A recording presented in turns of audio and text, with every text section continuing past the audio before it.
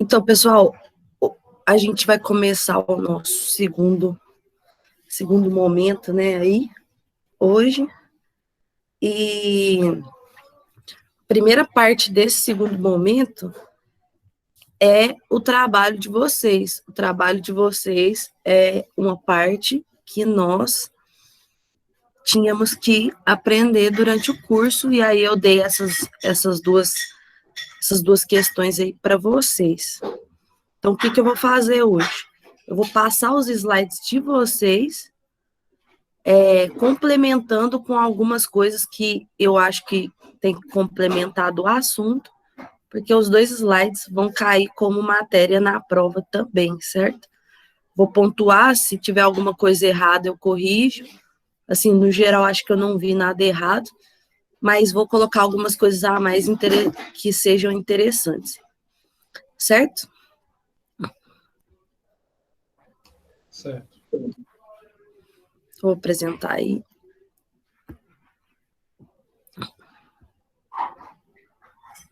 Vou começar aqui com o grupo 1, concreto. Então, o grupo 1, Daniel, Emily, Gustavo e Lohane falaram sobre concreto armado. Introdução, material estrutural mais empregado em edificações comerciais e residenciais. Sim, ainda é um dos materiais mais empregados aí na construção, se bem que ele vem aí competindo nos residenciais, muito com o bloco de concreto, né, autoportante, mas não deixa de ser, sim, o material mais empregado em edificações comerciais e residenciais. Anotem o que eu vou falar, porque o que eu vou falar não vai estar no slide para estudar depois, então faz anotação aí hoje, porque não fui eu que fiz o slide, certo?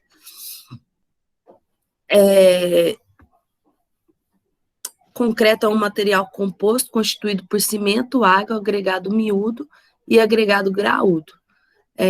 Nessa parte que eu falei para vocês, que uma coisa que eu acho legal de pontuar é o porquê do agregado miúdo e agregado graúdo. Então, aqui, tá aqui, mas ela não chegou a falar, acho que foi a Emily que falou essa parte, mas o agregado miúdo a gente usa para fazer o cimento virar uma argamassa. Então, o que é a argamassa? A argamassa é um concreto, vamos dizer, só que com agregado miúdo. Aí a gente denomina ele argamassa. Por quê? Ele tem essa consistência, ele tem uma consistência mais pastosa. A argamassa ela é usada para revestimento, que é o reboco, quando a gente faz o reboco, aquilo lá é argamassa, e o assentamento de tijolos. É nessas horas que a gente usa a argamassa. Já o concreto, quando a gente troca o agregado miúdo em agregado graúdo, troca não, né? É porque a gente coloca mais agregado graúdo. Aí ele vira o concreto. E o porquê? Porque o agregado graúdo, por ser pedaços de pedra grande, vamos dizer assim, ele eleva a resistência do concreto.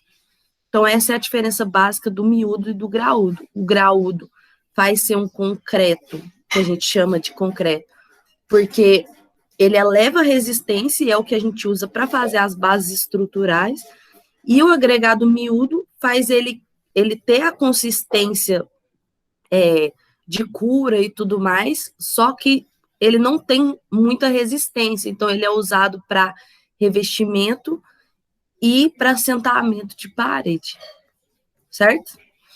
E no caso do concreto armado, é a união desse concreto. Aí no concreto, ele vai o agregado miúdo e o graúdo, vai os dois. Não deixa de ter o agregado miúdo, que é para fazer a consistência da pasta. Mas aí é o cimento, o agregado miúdo, o graúdo e essa composição do concreto, juntamente com o aço, faz o concreto armado.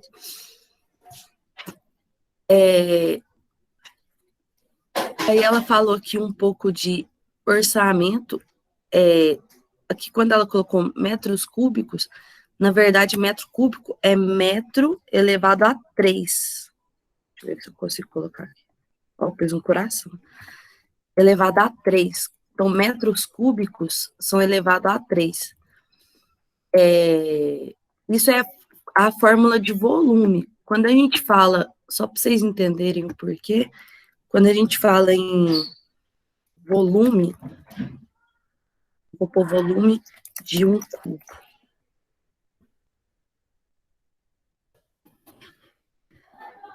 Ó, quando a gente fala o volume de um cubo, que seria a melhor forma de explicar aí, mas tem volume de um círculo, de um triângulo, de qualquer coisa. Mas ele é uma face, vamos supor, o comprimento, vezes a largura, vezes a altura. Então, é metro, vezes metro, vezes metro. Metro 3 vezes. Quando a gente multiplica metro vezes metro vezes metro, ele vira metro ao cubo. Então, é elevado a 3. Por isso que área é metro quadrado, porque área não é volume, né? Ela é só a área de um terreno, por exemplo. Então, ela é só uma face vezes a outra aqui, que seria, vamos supor, comprimento vezes largura. Aí é metro vezes metro, por isso que é metro quadrado. Só para explicar para vocês o porquê que é metro cúbico, certo? Porque é volume. Então, a gente compra o concreto em volume de concreto, metros cúbicos de concreto. E aí, isso é bom de pontuar. Então, por exemplo, uma sapata quadrada, aí quanto que eu tenho que comprar de concreto para concretar essa sapata? Aí você olha lá no projeto as dimensões da sapata, a comprimento, a largura e a altura dela. Aí você multiplica, vamos supor, 10 vezes 10 vezes 10. Aí 10 vezes 10 vezes 10 dá 1.000, então é 1.000 metros cúbicos. Então eu tenho que comprar 1.000 metros cúbicos de concreto. Se fosse 10 metros por 10 metros por 10 metros. Nunca vai ser isso, né? Tô dando um exemplo. Então, se fosse 1 por 1 por 1, se a sapata tiver 1 metro de comprimento, 1 metro de largura e 1 metro de altura. 1 vezes 1 vezes 1 é 1, né? Então, tem que comprar 1 metro cúbico de concreto. E aí, é dessa forma que a gente faz o levantamento de quantidades na obra para solicitar o caminhão. Então, a gente pega o projeto e vê o que o engenheiro mandou concretar hoje. Não, hoje ele mandou concretar 3 estacas. Aí você pega lá as 3 estacas, as dimensões dela, faz o volume dela, aí o volume dela que desce, deu 10, então é o tanto de concreto que você vai pedir. Só que aí cada engenheiro joga uma margem de erro também, tipo assim, se deu 10, tem gente que joga 10%, que é de perda e tal. Mas o cálculo a gente faz dessa forma. Então, você calcula tudo, leva para o engenheiro, ele vai jogar uma margem de erro, vai mandar você pedir o caminhão. Beleza?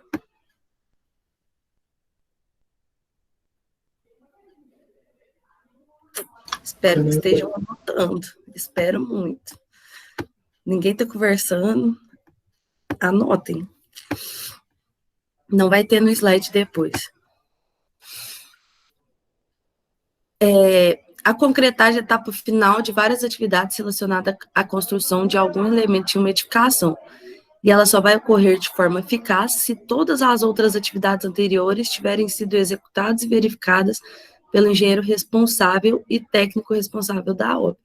Sim, é a etapa final, porque, primeiramente, quando a gente está fazendo os processos estruturais, né, tem todo vamos supor, o cavamento, né, do chão, a retirada de terra, depois tem a finalização das dimensões da peça, depois disso tem aquela parte que a gente já viu, de colocar o concreto magro, localizar a armadura.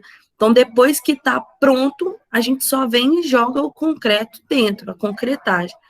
É uma das partes essenciais, mas é a finalização. Então, para um perfeito bloco de concreto, não só a concretagem tem que ser bem feita, mas todas as etapas têm que terem sido feitas de forma eficaz, para o bloco dar tudo certo. E aí, ensaio de resistência.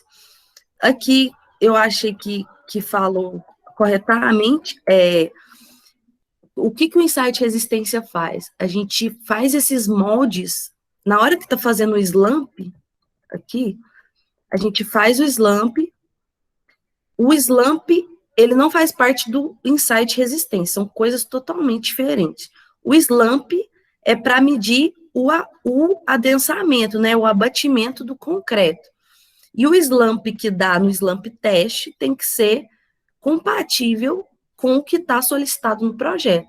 Então, se para concretar as estacas, eu preciso que tenha um abatimento de 10 centímetros, quando eu for concretar as estacas e fizer o slump no caminhão, esse abatimento tem que dar 10 centímetros. Deu 10 centímetros? Fim. Aí, o slump é sobre isso, sobre esse abatimento. Esse abatimento, só por curiosidade, ele tem a ver com, na verdade, a gente já falou disso, né, no outro módulo.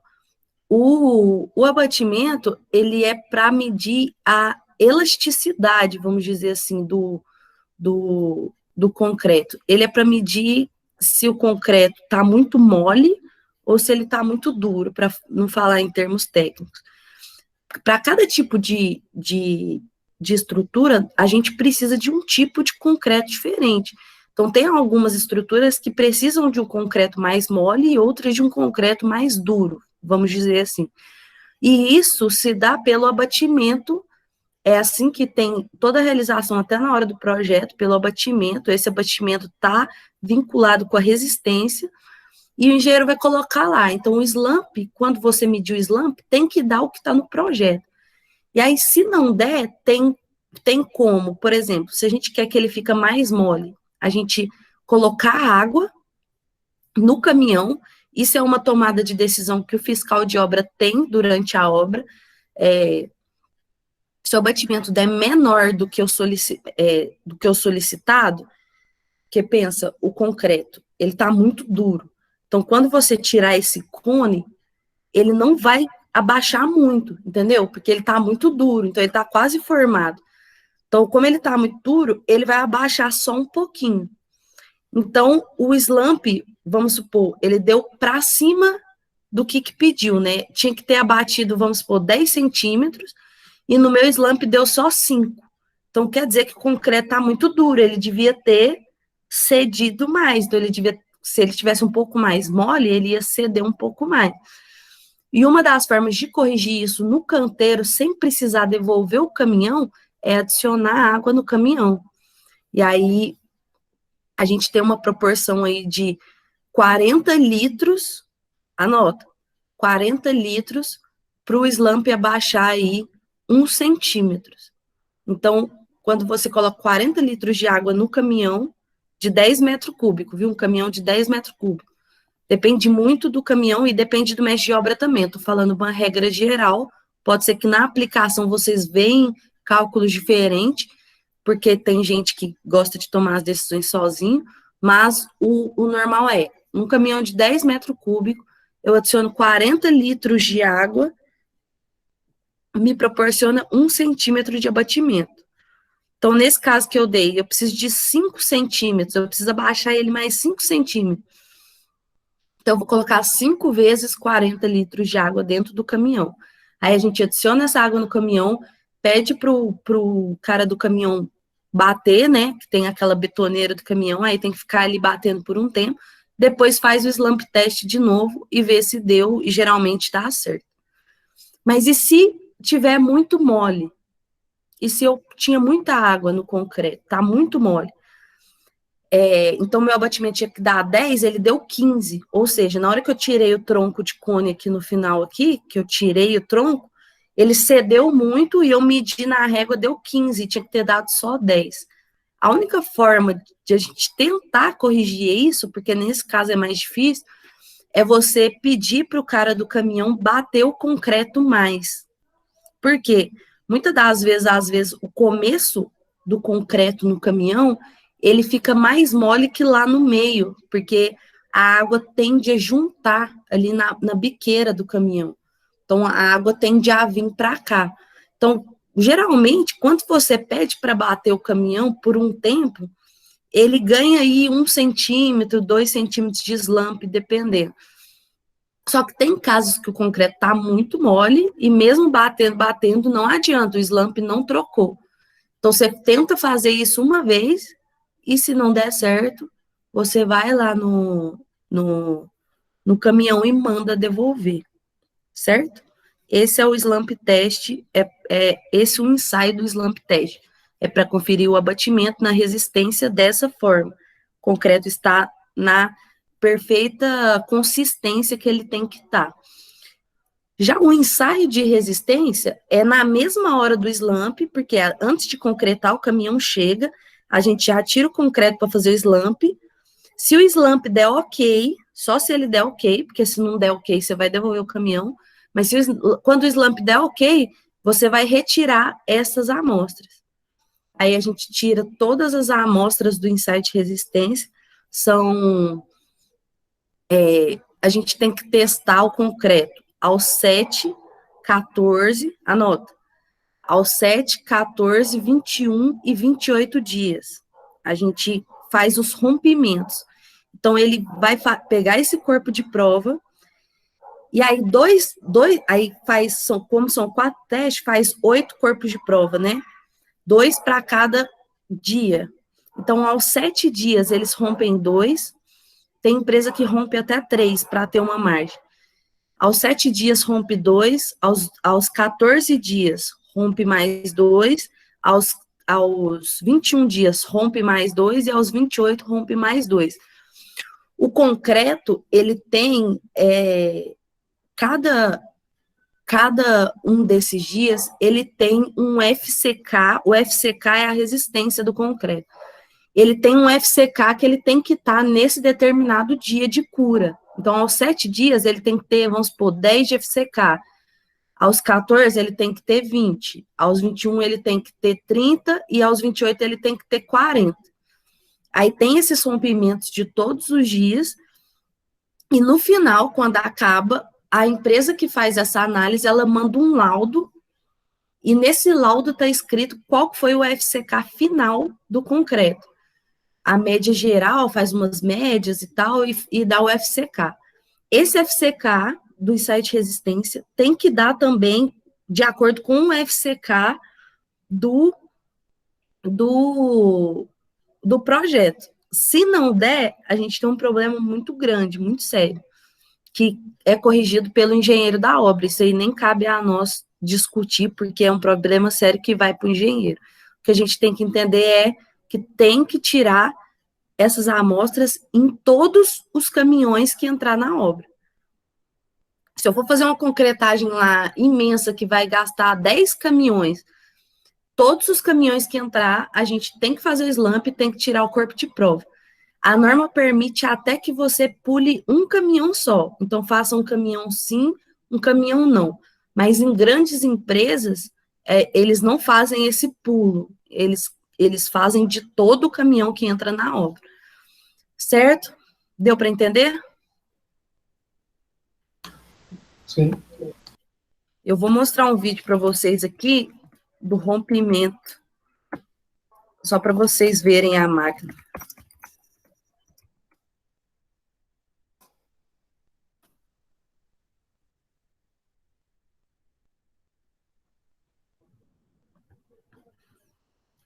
É essa máquina aqui, tá vendo? Ela faz a compressão, né? Ela aperta assim.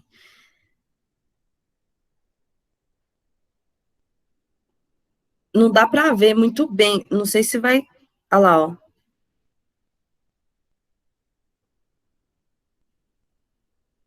Olha, eles tamparam. Peraí, esse vídeo é um lixo.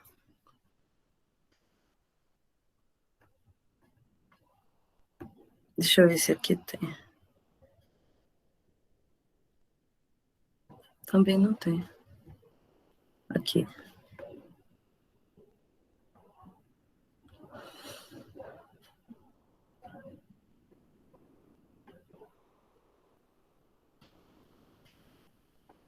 Esse aqui vai mostrar.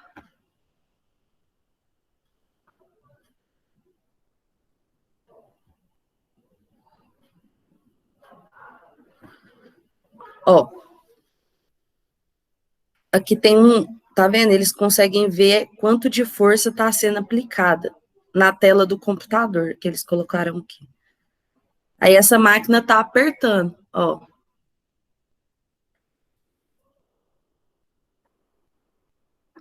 Só que a resistência, ela é medida assim que acontece a primeira fissura ali, ó.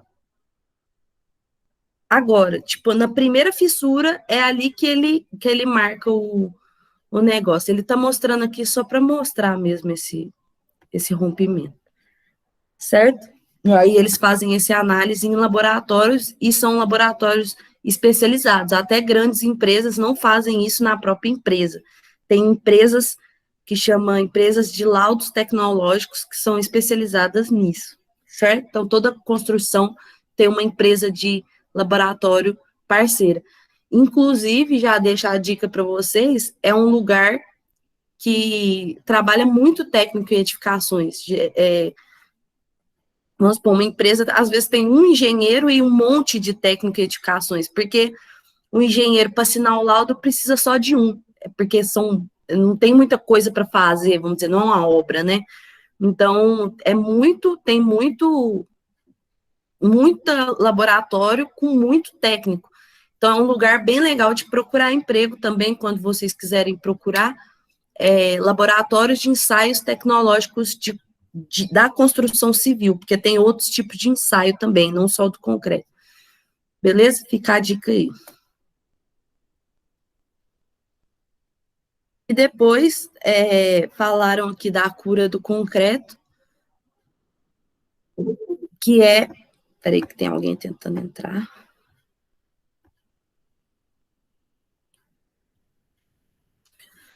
Que é o que a gente falou aí, já frisou 1000 vezes, sobre molhar o concreto, e o objetivo é diminuir os efeitos da evaporação prematura da água na estrutura concretada. Gostei dessa parte, ficou completa. A relação água-cimento é a quantidade de água que tem em relação à quantidade de cimento. Então, aqui, ó, é 35% da quantidade de cimento. Então, se tem, só um exemplo, se tem 10 quilos de cimento, tem 3,5 litros de água. É uma proporção. Dependendo dessa relação água-cimento com o tipo do cimento, a gente tem aqui os dias que são legais de ficar molhando o concreto. Só por curiosidade, CP1, CP2, CP3, CP4 e CP5 são os tipos de cimento. Vocês vão ter a matéria de materiais de construção civil. Vocês vão ver objetivamente cada um dos materiais. Com certeza vocês vão ver isso, que é muito importante.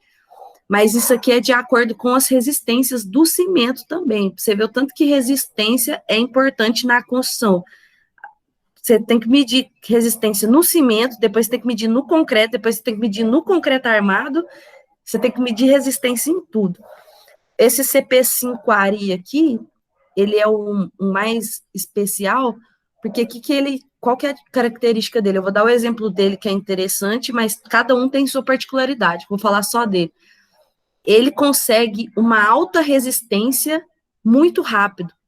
Então, tipo assim, a resistência que o CP2, por exemplo, demora 28 dias para ter aquela resistência, o CP5 já tem com 7 dias. Então, isso faz o quê? Acelerar a obra. Só que ele é muito mais caro, ou seja, ele seca rápido, entendeu? Ele cura muito rápido, e aí isso agiliza a obra, só que ele é bem mais caro, certo? Certo.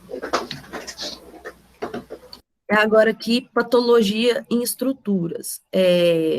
Essa parte aí também, essa parte foi o Gustavo, né?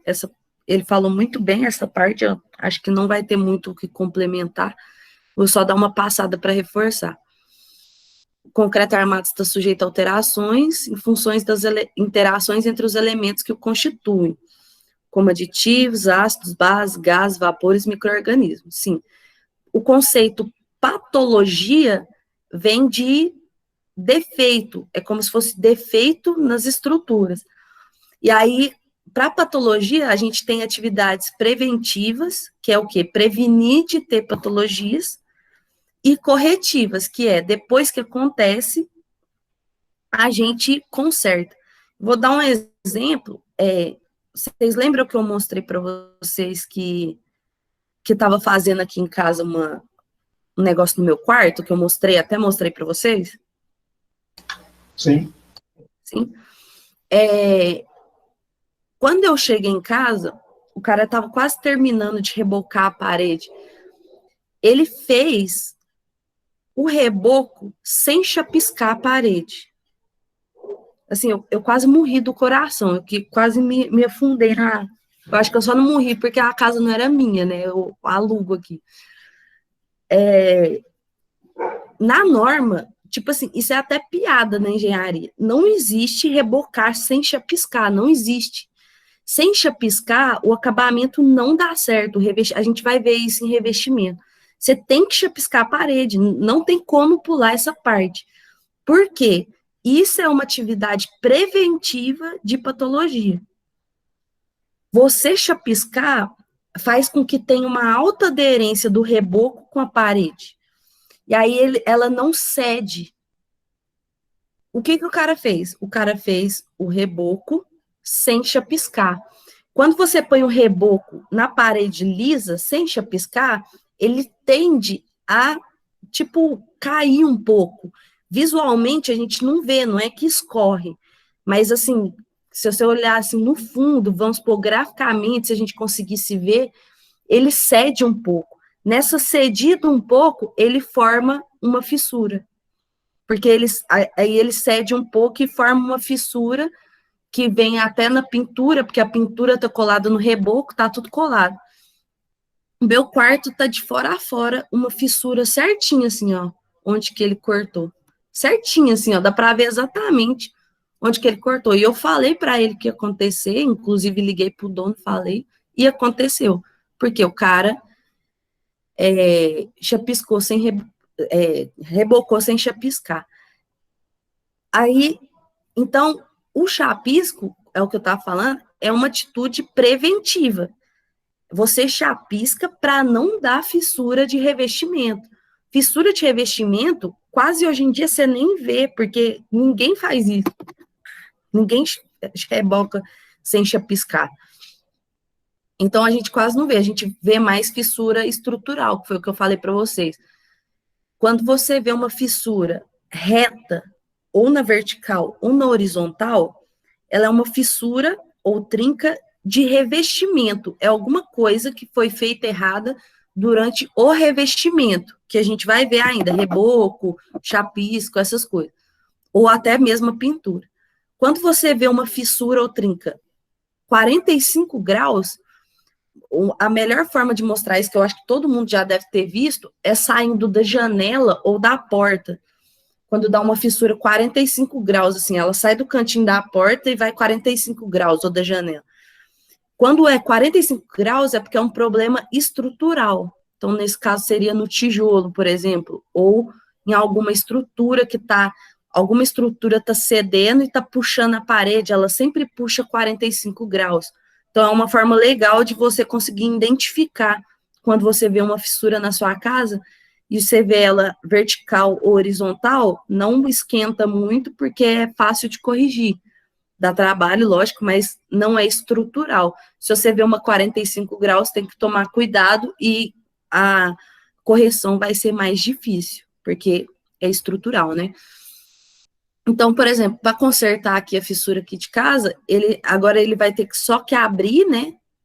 Vai fazer outra reforma, é muito ruim, mas ele vai dar um rasgo, a gente rasga com aquele equipamento que o Geliel falou.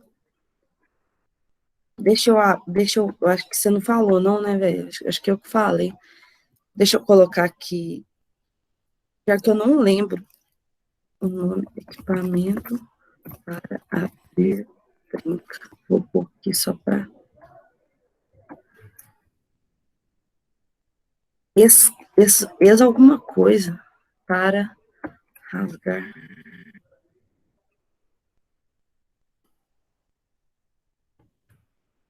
Nossa, Parece academia aqui. Deixa eu ver se tem nesse... Cara, eu esqueci o nome, mas ele é uma ferramenta. Fissura. Olha essa fissura aqui, que interessante, ó. Ela deu na junção da parede com a viga aqui, ó. O que é essa fissura que significa? Problema no encunhamento, né? Que é aquela quando a gente coloca o tijolo e vai colar ele na viga, que tem que fazer aquele encunhamento aqui, encunhamento mal feito.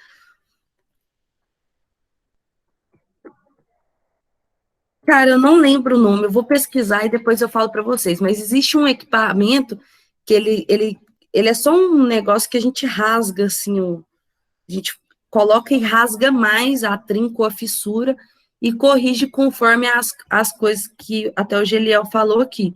Ou a gente coloca aqui uma massa expansiva, ou a gente ou tem algumas formas, por exemplo, fissura, que é o caso aqui, que é bem pouquinho, a gente coloca a gente só quebra e passa massa corrida de novo e pinta. Por que não vai dar problema de novo? Porque já secou.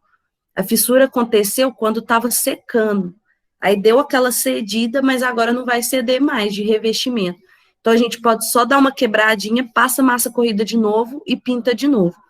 Agora, quando o problema é muito sério, tipo uma trinca, uma rachadura, a gente coloca essa espuma expansiva aqui, depois passa a massa corrida e pinta de novo. Ou até cimenta de novo, depende do que o cara quer fazer. Nesse caso aqui, ó, que a gente às vezes tem que colocar até uma barrinha de ferro, porque a rachadura tá muito ferrada, né? A gente reboca de novo, inclusive, rasga muito e reboca de novo, certo? Mas aí são correções. E tem prevenções que a gente vai aprender quando a gente falar de revestimento, que é formas de você não acontecer isso. No caso do revestimento, né? No caso estrutural, a gente já viu, são cuidados que a gente tem que ter durante a concretagem, que a gente tem que ter durante as formas, alocação de armadura, espaçadores, tudo isso tem que ser feito muito bem feito para não dar problema na estrutura. E a sobrecarga, né? Um projeto geralmente estrutural vem de um projeto mal feito, porque o cara calcula errado, então pesa e aí rompe. Então tem que tomar essas atitudes preventivas, mas tem as corretivas depois também. A única coisa muito difícil é que no caso de estrutural, pode ser que você conserte e depois aconteça de novo, porque é estrutural, e, tipo, pode ser uma coisa que vai acontecer e o resto da vida. Certo? Certo.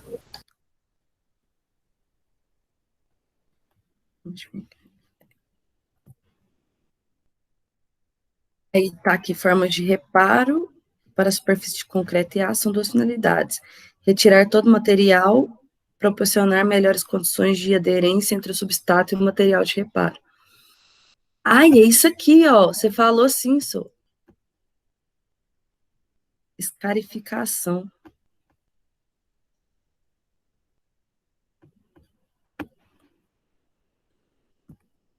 Escarificador.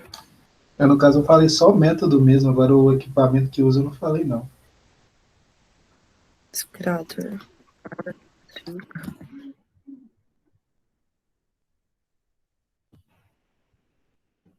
Ó. Nossa.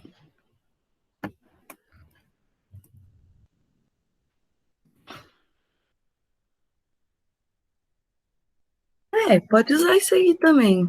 É uma boa. Eu tô pondo o que você colocou aqui. Martelete, rompedor. Martelete, vocês já viram? A talhadeira é essa aqui, ó. É uma ponteira mesmo para o cara vir quebrando. Só que não é esse que eu quero mostrar ainda. É um negócio que rasga a trinca. Eu não sei, eu não lembro o nome. Ele é um equipamento para rasgar a trinca perfeito. Aqui, ó, tem esse aqui, tá vendo? Mas eu não achei ainda o que eu quero mostrar. Um dia eu acho. Eu mando para vocês. Rompedor. Deixa eu ver. Vocês conhecem o martelete? Só de vista. Aqui, ó, rompedor, tá vendo? Ele já é um equipamento com aquela talhadeira na ponta pro cara vir, né? O martelete é esse aqui, ó. Martelete nunca pode usar, curiosidade, em lugares autoportantes. Ó, é o rompedor, é martelete rompedor. Só que o martelete, geralmente, ele é maiorzão. Isso aqui você nunca pode usar em estrutura autoportante, viu? Mesmo que não for na estrutura ali em si, você não pode encostar isso na estrutura, porque ele faz um tipo um martelo, só que pneumático. Ele tem uma alimentação pneumática, então ele faz tipo aqueles negócios que o povo faz para adensar o chão, sabe? Para adensar, não, como que chama? Para compactar o solo que vai batendo. Então, ele faz esse movimento com a talha, quase uma furadeira. Na verdade, faz um estrago pior que de furadeira. Aqui, ó, martelete grandão. É esse aqui, ó. Aquele ali é o rompedor, o pequenininho, e esse aqui é o que o cara vem, ele até usa as duas mãos, ele é grandão, tipo nesse desenho aqui, ó. O que eu não achei aqui. Aqui, tipo nesse desenho. Então, esse aqui é o rompedor e esse aqui é o martelete. Tudo isso rasga trinca também, certo?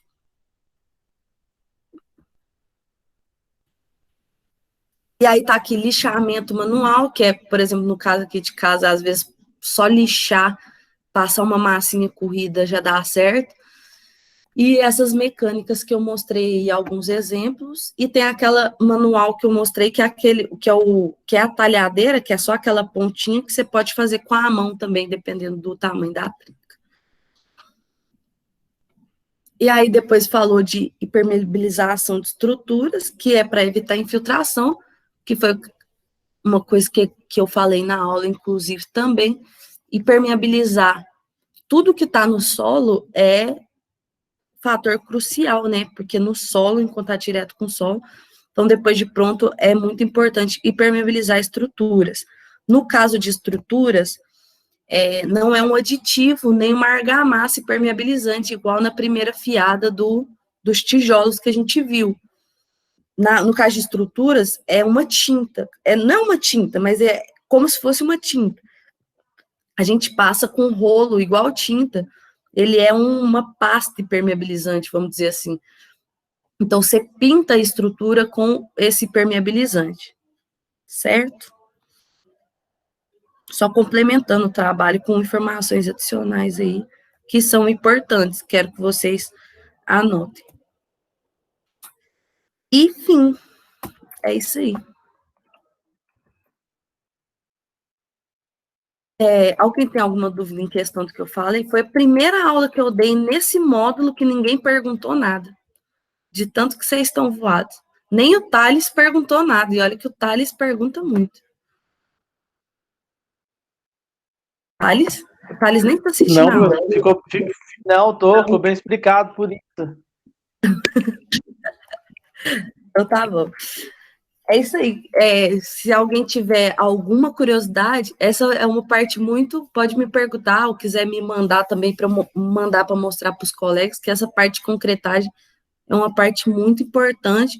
Tentei explicar, agregar um pouco ao trabalho aí, porque vai cair na prova, certo? Então, lá no AVA já tá lá os dois slides dos dois grupos. Eu preciso complementar as duas por causa disso, porque é uma matéria da ementa de vocês, e algumas informações que faltaram, eu vou complementar nos dois trabalhos para vocês terem esse conteúdo. E não é para a prova, é para a vida, beleza? Beleza. Eu vou virar coach, né? Eu falo uns negócios muito coach, velho. Beleza, então. Então, aí, a aula que vem eu falo do outro trabalho, e na quinta-feira a gente começa o próximo conteúdo, beleza? Beleza. E o que vocês anotaram, que eu falei na aula agora, que eu vou colocar o que eu falei, tá? Coloquem no slide. Pega o slide da galera aí, lá no Ava, e coloca no slide, porque aí quando vocês tiverem lá a pasta de slide, vocês vão ter o material completinho, beleza? Beleza. Então, beleza, galera. Até segunda, né? Até segunda-feira. Segunda-feira a gente começa matéria nova de projetos também. Até. Boa noite. Boa noite. Boa noite.